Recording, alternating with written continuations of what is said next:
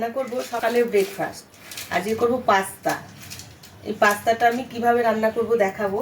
পাস্তাটা রান্না করার জন্য নিয়েছি পেঁয়াজ কুচিয়ে নিয়েছি, রসুন কুচিয়ে নিয়েছি, আদা কুচিয়ে নিয়েছি, টমেটো কুচিয়ে নিয়েছি, একটা ক্যাপসিকাম কুচিয়েছি, রেড চিলি আর গ্রিন চিলি নিয়েছি, আর পেঁয়াজ কুচিয়ে তো নিয়েছি, আর দুটো ডিম লাগবে। এটা আমি করব চিলি পাস্তা। চিলি পাস্তা করার জন্য এই সবজিগুলো আমি সব কেটে নিয়েছি, আর নিয়েছি দুটো ডিম, আর লাগবে নুন। আর এটা আমি রাইস অয়েল দিয়ে বানাবো কিন্তু আমি ইন্ডাকশান ওভেনে। গ্যাসের খুব সমস্যা চলছে, তাই আমি টুকটাক রান্নাগুলো ইন্ডাকশান ওভেনেই দেখাবো। এতে সব রান্নাই করা যায় এবং খুব ভালো করা যায়। আমি এখন ইন্ডাকশান ওভেনটা চালিয়ে দিলাম।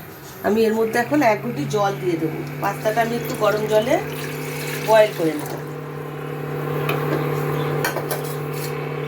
সামান্য নুন দেবো,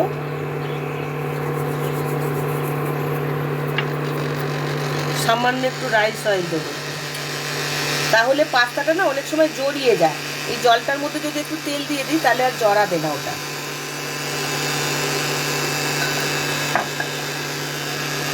এই জলের মধ্যে আমি এই পাস্তাগুলো সব দিয়ে দিচ্ছি।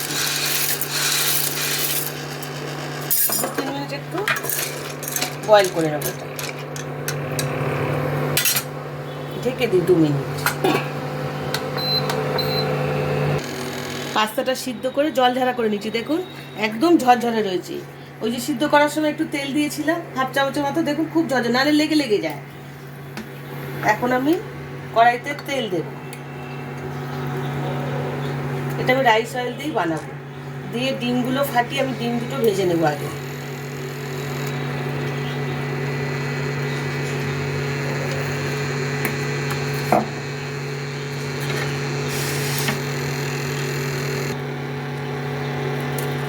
ডিম দুটো ফাটিয়ে নিলাম।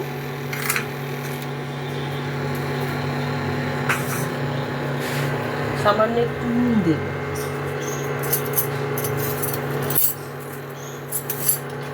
দেবে একটু গোলমরিচের গুঁড়ো দেব।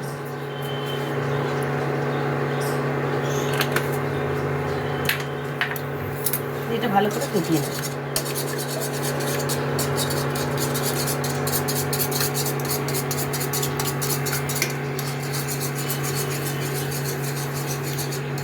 এই যে এটা কিন্তু কোনো তাপ লাগে না, এটা একটা সুবিধা। এই দেখুন এখানটা কিন্তু গরম হয়নি, কিচ্ছু গরম হয়নি, কড়াইটা শুধু গরম হয়েছে। তেলটা গরম হয়ে গেছে। এখন আমি ডিমটা ভেজে নিই। একটু বাড়িয়ে দিই, কমিয়ে রেখেছিলাম আমি। খুব সহজ কিন্তু রান্না করা যায়। প্রথম প্রথম মনে হয় একটু ভাজা জিনিস ভালো হয় না, একটু কঠিন কঠিন ব্যাপারটা মনে হয়, কিন্তু করতে করতে একদম ঠিক হয়ে যায় রান্না করতে করতে।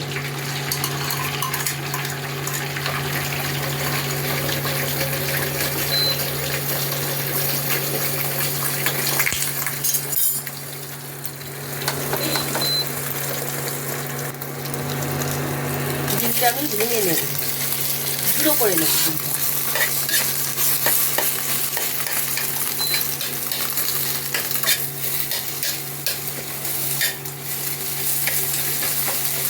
পাস্তা খেতে কিন্তু বাচ্চারাও খুব ভালোবাসে, খুব পছন্দের জিনিস পাস্তা বাচ্চাদের। বড়রাও খায়, খেতেও ভালো লাগে মাঝে মধ্যে ব্রেকফাস্টে।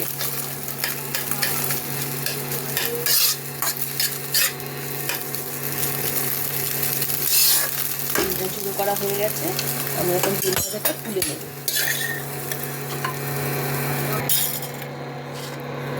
এখন আমি কড়াইয়ের মধ্যে তেল দিয়ে দেবো। তেলটা একবারেই দিয়ে দেবো পরিমাণ মতো।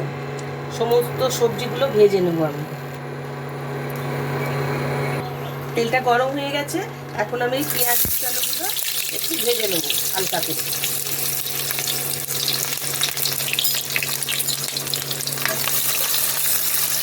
দেবো এই রসুন কুচানোগুলো, আর দেবো ক্যাপসিকামগুলো দিয়ে আর একটু ভাজা ভাজা করে দেবো। সেই আদা কুচানোটা দিয়ে দেবো, টমেটো কুচানো দিয়ে দেবো।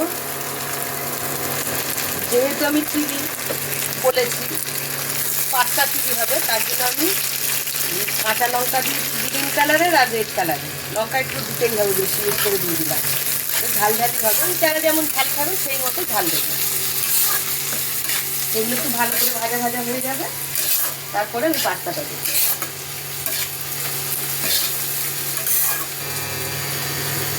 চিলি পাস্তা বানানোর জন্য কিন্তু আমার আরও লাগবে chilli sauce, tomato sauce, soya sauce, আর লাগবে ভিনিগার। আমি এখন ভিনিগার দেবো 1 চামচ।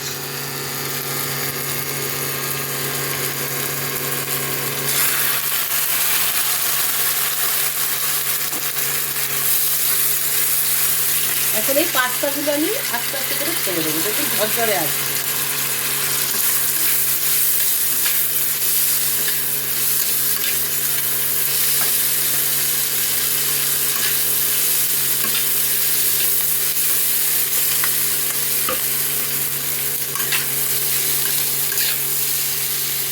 কমিয়ে নিই।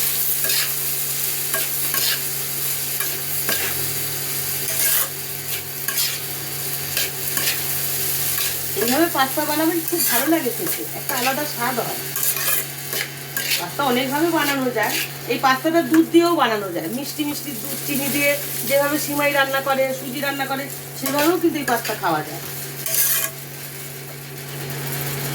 এখন আমি দেবো টমেটো সস।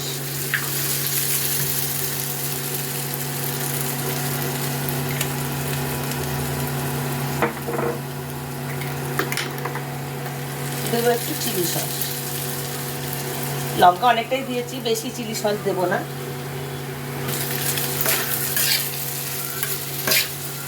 এখন দেবো যে ভেজে রেখেছি যে ডিমটা, ডিম দুটো সব দিয়ে দিলাম।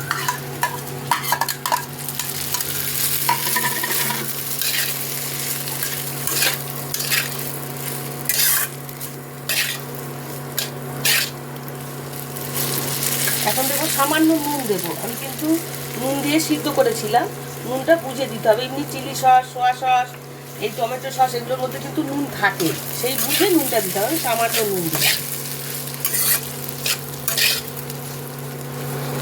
ব্যালেন্সটা ঠিক রাখার জন্য দেবো সামান্য একটু চিনি।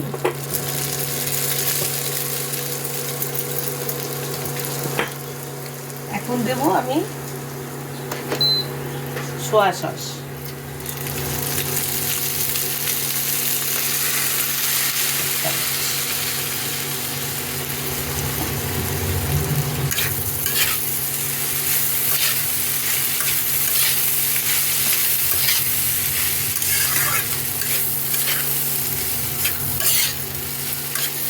রেডি হয়ে গেছে।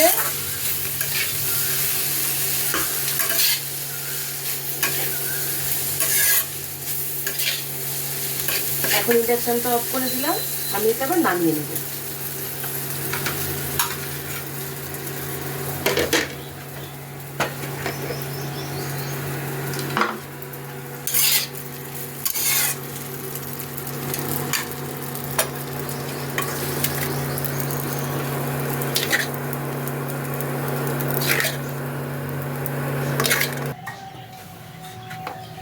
রেডি হয়ে গেছে চিলি পাস্তা। এইভাবে চিলি পাস্তা বানিয়ে দেখবেন, বাচ্চারা বড়রা সবাই কাড়াকাড়ি করবে, খুব ভালো খেতে হয়, একদম টেস্ট পাল্টে যায়। পাস্তাটা দেখে আর লোভ সামলানো যাচ্ছে না। আজকের আমি একটু টেস্ট করে দেখি কেমন হয়েছে।